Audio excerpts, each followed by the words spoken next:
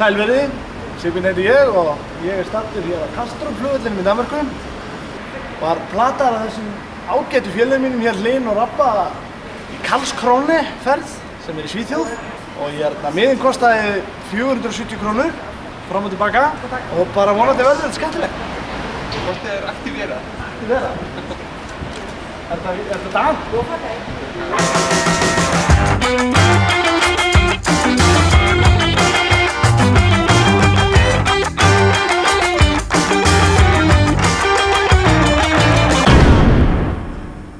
Við förum í för.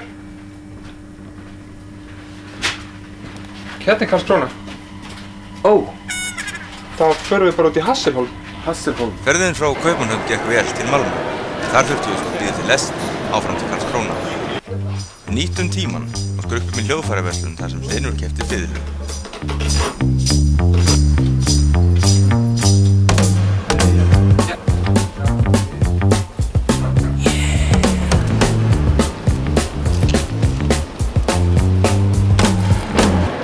Hingað til hafði allt gengið samkvæmt áætlun, en örlítil skekkja í útreikningi leiddi það í ljós að lestin fór óvart á undan okkur.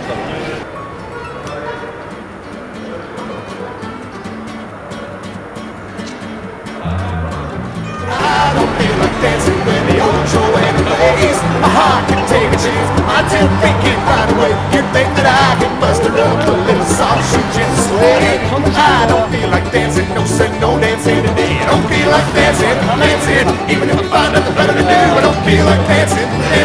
Watch me continue when I'm not in the mood. I don't feel like dancing. I'd rather be home with a woman I can't get down with you. Eftir 2 tíma dvöl í Malmö kom loks lestin til að sækja okkur til Karlskrona. Ferð þessi tekur 3 tíma.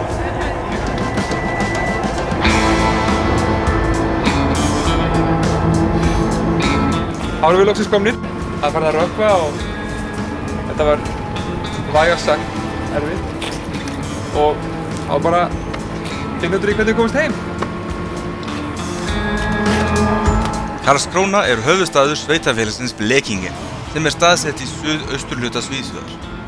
Borgin er þekkt sem eina barokkborg Svíþjóðar og sömuleiðis er það eina eftirstandandi flotastöð þar í landi. Borgin var stoppsett árið 1680 þegar hinn konunglegi sænski sjóherr færði sig af meginlandinu yfir á eyjarnar. Á þessum tíma, þegar Svíar höfðu algjört yfirráð yfir Eystrasalti, þótti ágætt að geta stillt yfir frá Karlskrona til Þýskalands og balknesku landana. Hinn eiginlegi miðbær stendur á smáeyjunni Trossu, en stóðu þar yfir lagfæringar er okkur bara garði. Við höfum heyrt af markverðum kirkjum hér í bæ. Ein þeirra er Friðrikskirkja, sem var byggð undir evrópskum áhrifum og var vígð 1744, en hún hefur verið þekkt fyrir gulan lit. Kirkja heilagrar þrenningar, líka kölluð Þýska kirkjan, hefur þó sérstöðu að hafa hvolfþak, en það er sjaldséð á kirkjum í Svíþjóð. Þessar 2 kirkjur standa báðar við markaðstorgið í miðbænum. Borgin er tileinkuð Karli XI Svíakonungi, en nafn borgarinnar kemur til eftir krúnu hans og var innblásturinn fenginn af nálægri borg sem heitir Landskrona. Borgin óx hratt og 1750 hafði hún 10.000 íbúa og var fyrir vikið ein stærsta borg Svíþjóðar. Flest allar barokkbyggingar standa enn, kemur svo mikli arkitektúr sterklega í ljós í miðbænum.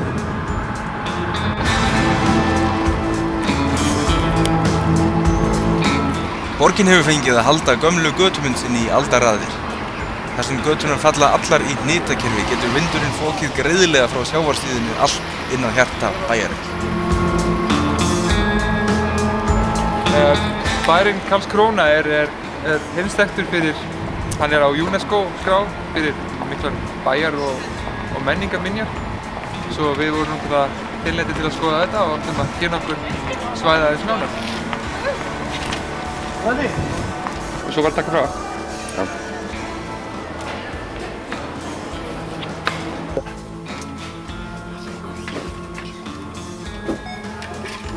Hafa eitt svona ekstra sterkar og eitthvað djókið. Eftir að kvöldið hefði verið gert klárt, rákumst við á gult hús sem hafði undarlega kröpp horn.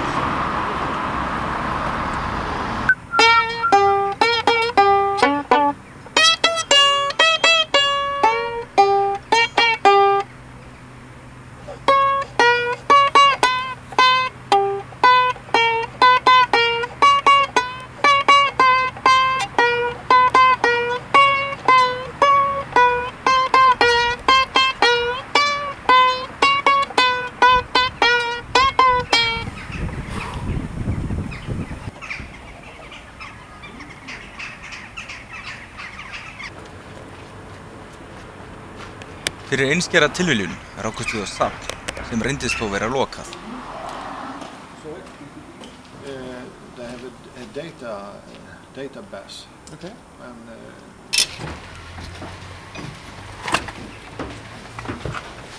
En maðurinn okkur átti þar leið inn og hleypti okkur inn til að skoða.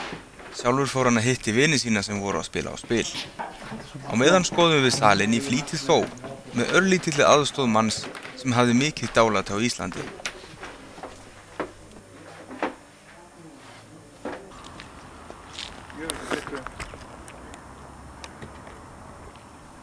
Kirkja Aðmírálsins var byggð 1685 úr rauðmáluðum viði. Utan við kirkjuna vel þekkt stytta kölluð Rósinbó. Þannig við síður að taka hattinn af og láta pening í rauðvinna handa fátækum börnum. Þannig að þá erum við búin að leggja okkar að mörkum hér. Karlskróni. Dóttur, hann úr timbrið þessi kall.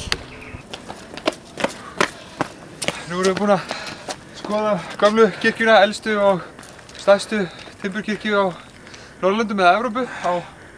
Við skoðum á mettíma og ætlum núna að fara út í eyju og skoða á mettíma árum vissum að lestinni.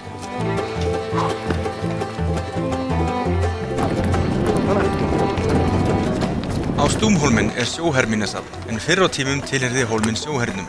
Skipasmíðastöðin í Karlskrona hefur verið þarna frá stofnun borgarinnar.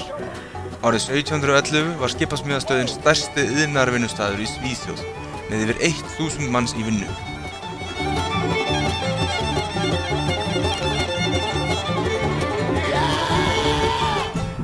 Nú erum við komin út í Stúmhólma sem gömul herbækistöð og búið að breyta núna í safn og frægt fyrir bæjarskipulag.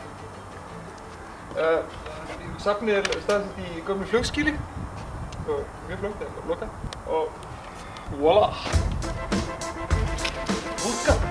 Árið 1981 strandaði sovéski kafbáturinn U-137 rétt fyrir utan hafnir Karlskrónar. Það talið næsta víst að það hefði verið sökum óhuglegrar áfengisneyslu. Safnið eru búið að sökva, eru að liggja á botninum 20-30 herskip frá árinu, frá 16. öld og upp í 19. öld.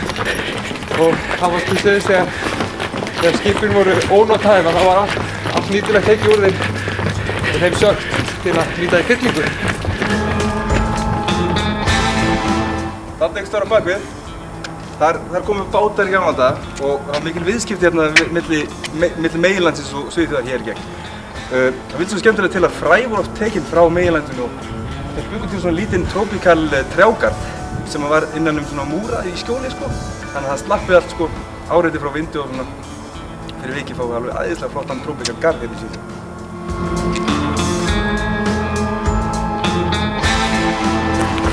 Það erum við búin að skoða Stúmhólmann og nú förum við og kíkjum á Ronnevíkaði sem svona aðalgata og maður þarf að fylgjast við með hérna hús í toppunum.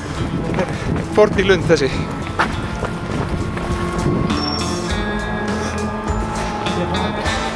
Nú á tímum dagurinn fyrir sumarsólstöður mikilvægasti dagur íbúa Karlskróna. Á þessum degi opnaður stór markaður sem vekur mikla athygli, svo tugir þúsunda sækja Karlskróna heim.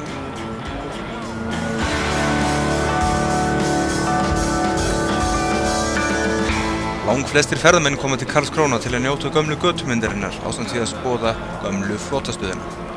Borgin býr yfir vinnarlegu andrúmslofti og einn af vinsælustu viðkomustaðir í Suður-Svíþjóð. Og ekki að furða, þó svo við félagarnir höfum einungis séð brotabrot og það var hlaupum. Mennilega sigarettur. UNESCO.